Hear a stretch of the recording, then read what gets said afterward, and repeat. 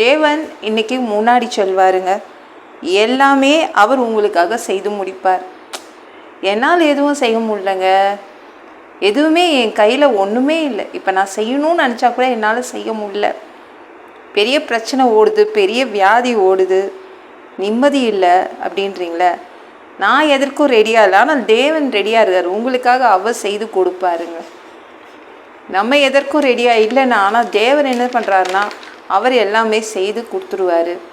இவ்வளோ ஆசைப்படுறேங்க, இதை செய்துடணும், அப்படி செய்து முடிச்சிடணும், ஆனால் அதை என்னால் செய்ய முடியல. இப்படி நடந்துட்டால் நல்லா இருக்கும், அப்படி நடந்துட்டால் நல்லா இருக்கும், அப்படிலாம் பகல் கனவுலாம் வருது. அதெல்லாம் என்னால் செய்ய முடியல. ஆனால் தேவன் ரெடியாக இருக்கார், அவர் செய்து முடிச்சுடுவாருங்க. உங்கள் கனவு, உங்கள் விருப்பங்களெல்லாம் அவர் செய்து முடிச்சுடுவார். இதெல்லாம் நான் செய்யணும்னு ஆசைப்பட்டால் கூட அது என்னால் செய்ய முடியல. அப்படிப்பட்டதெல்லாம் தேவன் முன்னாடி நின்று செய்வார், முன் நின்று உங்களுக்காக செய்வார். அது அந்த அளவு நிறைவேற்ற அளவுக்கு எனக்கு திராணி இல்லை, தேவனுக்கு எக்கச்சக்க திராணி இருக்கு, அவர் செய்வார். என் பசங்களை இப்படி வச்சிடணும், என் பசங்களை இந்த லெவலில் கொண்டு வந்துடணும், தேவன் கொண்டு வருவார்.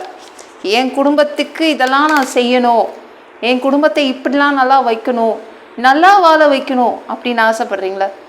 தேவன் அப்படி நல்லா வாழ வைப்பார், உங்களை ரொம்ப நல்லா வச்சுப்பார்.